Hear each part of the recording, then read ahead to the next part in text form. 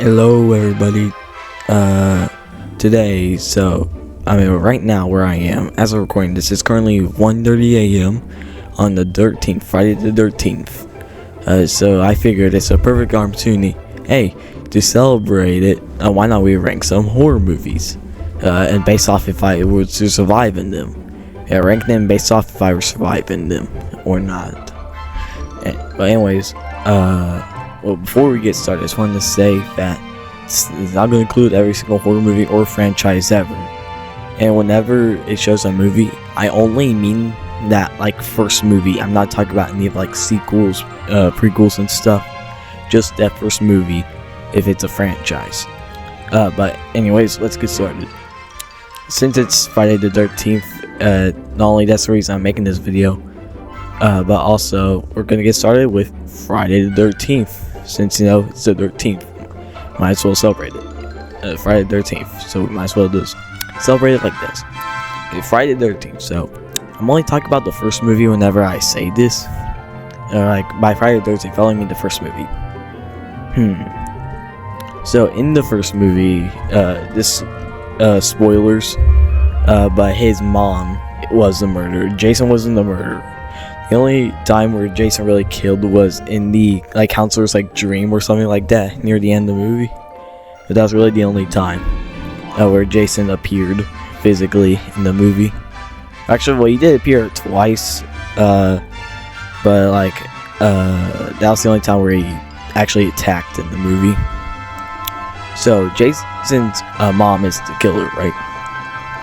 If I'm one of the campers here, and I see someone dead, I'm leaving. Like, I'm leaving the second I see someone dead. I'm not even coming back. Sure, I might try to, like, call help, but I'm not going back, okay? Might try to call police, tell them go there, because, people are being murdered one by one. But, yeah, but also, I'm just leaving. Like, I'm not showing up. So, yeah, but also gotta make sure I'm not the first one dead. I'm gonna put maybe because, kind of stuck here because, I could be the first one dead. Who knows? I get killed by the time I even learn about the murders. Because, people didn't even learn about the murders until, like, a while in. Because, like, it took people a while to notice it, so, maybe. I'm gonna just put maybe. Anyways, next one. Alien. No, I'm cooked. Just saying it. Because, dude, the Xenomorphs aren't insane. Like, I'm only talking about the first Alien movie here. Well, actually, I've seen Aliens 1 through 3 and Romulus, so I'm actually just gonna, might as well say, for, like, how it is on the other movies, even though I haven't seen Resurrection, Prometheus, however you say it, and Covenant. I feel like 4 movies is enough, but dude, these Xenomorphs are insane. It's like, I've been playing a lot of Alien Isolation recently, which is a video game based off of Alien, and I've learning more about how insane the Xenomorphs are because, dude, these guys, they don't have eyeballs, but they can still spot you from a mile away. They use every sense to their disposal. Every sense to their disposal, which except vision, I guess, but also that includes echolocation. Well, I think the echolocation, I don't know. Alien lore is getting kind of fried right now. But anyways, these Xenomorphs can spot you from a mile away. They hear the slightest of sounds, and they can literally smell you. They can literally smell you out. So I'm pretty much cooked. Also, I really have no survival skills or space knowledge. So I'm especially cooked there. So yep, it's over. Anyways, next one. Final Destination. Yeah, this might be on the same level as Alien because, if you think about it, Final Destination, you either die in 2 ways, like at least what we've seen in the movies. 1, in the disaster. 2, after the disaster when death gets you, and most of the time you're, actually not most, well, I say most of the time, I don't even know. Like, you're killed just as brutally as you would have if you didn't escape the disaster. It's like, even if you have a premonition or someone else does and they get you out of the disaster, you're still not safe. Death is gonna come after you. And even if you like stop or cheat it, it's really only temporarily, as we have learned so far. Like in the first movie. Also, if it turns out you accidentally cheated death one time, you might just end up like Brian Gibbons and dead. Brian Gibbons from the second movie. Well, also there's the thing in the fifth movie that has since gone down to the fourth movie.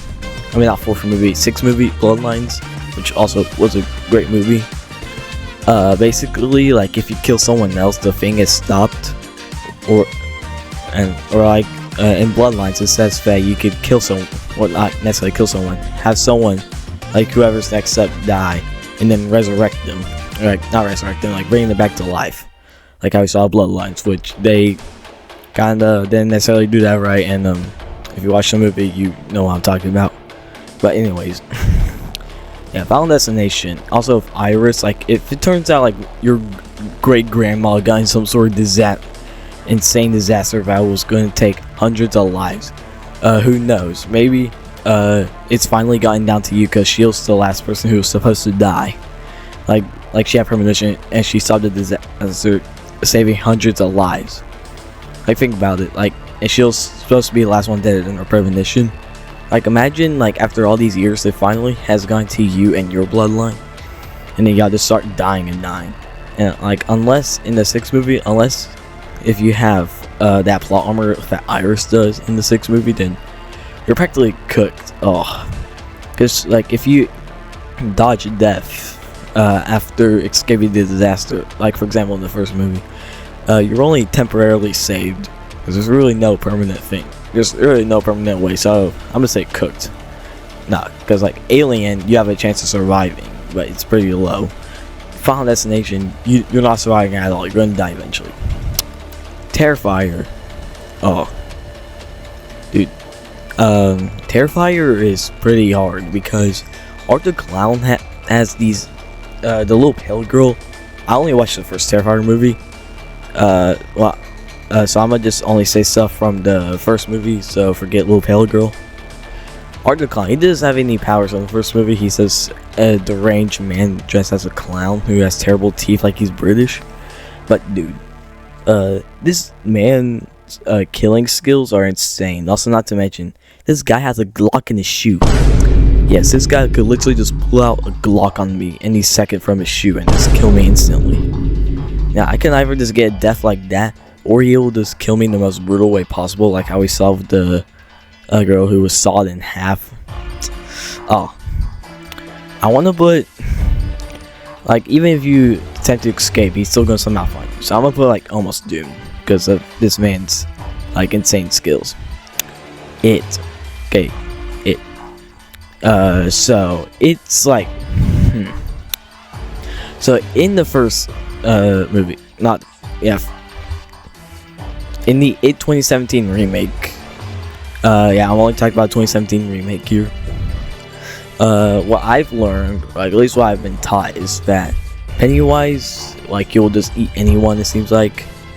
But if you're afraid of him, or if you're just, I think if you're just afraid of him, or if you're afraid of something else, I don't know. Like, it's been a while since I last watched a movie. He basically uses it as like the salt of food, like the seasoning. Like, you're the food, and like your fear of Pennywise or just anything in general, I forget, no idea, I forgot. It's like the seasoning. Also, Pennywise can shapeshift, which makes it a lot harder. Yeah, dude, I might have to put it in almost doom because Pennywise can shapeshift and he can kill you instantly. So I'm gonna just put it in almost doom, putting it above Terrifier though. Saw. Okay, now Saw is pretty avoidable because you just have to one, don't wrong John Kramer in any way. Two, just be a good citizen, or just be good throughout your life, or at least make sure no one else finds out about you doing bad stuff, and eventually gets to Jigsaw or John Kramer or whatever. But even if you were to end up in one of his traps, if it's like one of those where someone else has to save you, it's really, your life is literally in their hands, and there's literally chance that you are going to die in a brutal way, because these traps brutally kill you. And also, like those traps where you save yourself, they're also pretty hard, because remember the guy in the opening scene of Saw 2, the freaking key in his eye? Yeah. I don't even know which would be a tougher situation, doing it where someone else has to save you, or doing it where you have to save yourself. I really have no idea. Also, the thing I said about someone, wait, no, not that. What I said about the whole, like, don't wrong John Kramer or don't do anything bad in your life is still pretty hard, because it was either the 4th or 6th movie, I forgot. That, like, breathing trap where if you breathe, your, like, ribs get crushed. The old guy in it said something about him smoking cigarettes. I might be wrong, and I'll edit this if I'm wrong. Basically, he was in that trap because he smoked cigarettes a lot, and that's supposed to teach him a lesson. It's like, bro, John Kramer, like, he will do this to, like, bad people, like, if they're, like, murderers. But he'll also do it to, like, innocent people who just do simple stuff, like smoking cigarettes. Like, John Kramer's basically like, oh, you smoking a pack of cigarettes, and now if you breathe in this trap, your ribs will be crushed, and only one you can survive. It's like, bro, you can only go 2 minutes without breathing, and there's 2 of y'all. Like, dude, not to mention, you're going to have to breathe at some points of it. Yeah, so, I mean, well, you could avoid it by just being good, even though John Kramer is sensitive, he still might put you in it anyways, because he's like, you breathe slightly too hard. I'm going to saw you in half now if you don't pluck out both your eyeballs. Yeah, so that is really hard. It's not to mention it has to make really tough decisions, like the tongue guy at the. I don't know if it was at the start. It might have been, but in Spiral, which was like a spin-off, like it's either he gets ran over by the train, or he loses his tongue, never being able to talk again. Like, it'll suck for me being in that situation because I yap a lot. But so, anyways. Yeah, so you could avoid it unless John Kramer is just feeling being sensitive today. But even if you're in it, it's still kind of challenging. So I'm putting it in just hard, okay? Hard. Okay, this next movie, some of y'all probably don't even know about. It's this one named Tucker and Dale vs. Evil, which I watched with my family a while back. And basically, so people like to describe this movie as the secret Final Destination, which I have to agree with. Which I agree with them on some aspects, or like some parts of the movie. But anyways, in the movie, this contains spoilers, so if you haven't seen it, of course, already. It follows these 2 guys, Tucker and Dale, and they're going on this like camping trip back to, I think it was a cabin. They said, I don't know if they said it was childhood or they've just been there a lot in their life. I don't know. I haven't watched the movie in forever. I only watched it once. And basically, like, the same time they're doing that, a bunch of college students, or like college kids, are going to it. Like, at least that's what Tucker and Dale described them as, college kids. And basically, so they end up on the same trip, and while the college kids decide to go swimming, it's the same time as Tucker and Dale go fishing. And like, this was not their first encounter with Tucker and Dale, the college kids, because they'd seen them before at a place. Was it a gas station? I don't even remember. I haven't watched the movie in forever. But anyways, so like, as they're like diving and stuff, as Tucker and Dale are fishing, one the college girls accidentally gets injured, so they Tucker brings her onto the boat. Well, one they brought them onto, but I think it was Tucker. And basically they bring her back to the little house or cabin that they've been staying in, so they could take care of her. But the college kids severely misunderstand it because they think that they're like kidnapping the girl. And basically the college kids go on a hunt after Tucker and Dale to try to save their friend, even though it's all just big misunderstanding. Now, most of these deaths, okay, I'm gonna tell myself for saying this, but these deaths were really messed up. And it made me laugh. Even though I should not have laughed at some of these deaths. like in one of these deaths, basically one of the college kids decides he's gonna try to shoot Tucker and Dale with a gun, and basically like as he's pointing their gun at them too, they're like, hey, you got safety on, like make sure I have safety on, something like that. Then basically the college kid, he pulls the gun up to his chin and he looks down it, and then that's how I guess that's how he decides to test for safety, but safety was off, so he just shot himself right through the chin, which was, it was so funny, but even though I should not have laughed at it. There were so many parts here that you wouldn't laugh at normally, but you just laughed at while watching this movie. They're just so messed up. And basically some of these deaths were like is basically were kind of just caused by, since I was like that gun one I explained. But number one was basically Dale is doing something at a wood chipper, and a college kid decides to go after him. Yeah, I'm pretty sure it's Dale. So the college kid like lunges at him with a weapon, but right like before that, Dale moved out of the way, so the kid just jumped right to the wood chipper, and later we just saw Tucker and Dale dragging half the kid's body, because half of it just got shredded.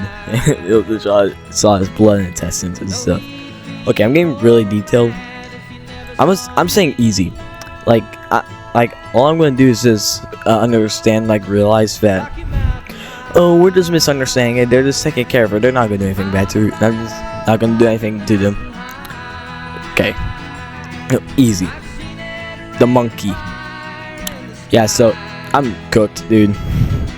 Actually, I don't think necessarily cooked, because in the monkey, is kind of like Final Destination but different. Instead of the deaths being started by a certain like disaster that they're supposed to die in, but they escaped, basically the monkey just kills who it wants and when it wants. Well, not necessarily when it wants, because if you wind the monkey, it will just kill someone random. And yeah, but also if you wind up the monkey yourself, then the monkey will not kill you. But the only issue is that I wouldn't want to do that, because if I do that, then I'll just be living in guilt the rest of my life, knowing I just killed someone. So, and of course it can only kill if it's winded up by someone else. So really, just like keep it hidden somewhere, so you don't, so no one winds it and no one dies. Yeah, but if someone were to get a hold of it, or like if I was in the movie with Bill and stuff, yeah, I'm doomed, because the monkey doesn't take requests, it just kills who it wants whenever it's winded up. So, I'm kind of stuck here. I don't know which will be harder to go through, it or the monkey. I'm gonna say the monkey's not as hard as it, because you can just hide the monkey somewhere so no one ever gets it. Alright, so I'm just to say almost doomed. Or can I put a tough all? I'm really stuck here. I'm just keeping it in almost doomed for now. Alright, the Purge. Bro, this one is pretty easy also. Not as easy as Tucker and Dale, but not easy enough to go in the easy category. So basically the Purge is, for 12 hours, all crime is legal in the U.S., including murder. Well, you can't kill government officials over, like level 10 and over, something like that. You can't use weapons class 4 and over. And if you do, you get punished. Also, stuff like police, fire, and ambulances are offline, suspended, whatever, during the Purge. And there's no crimes and stuff. Oh, I'm pretty sure I heard one time that it was about economic reasons and like jobs and stuff, but I don't know if that's true, or maybe I'm just delusional. But anyways, the Purge is a maybe. Alright, you see here, the second the Purge starts, I'm just hiding the entire time until it's over. Get some supplies and just wait it out to sleep. Like, you can just sleep for the Purge because it's at night.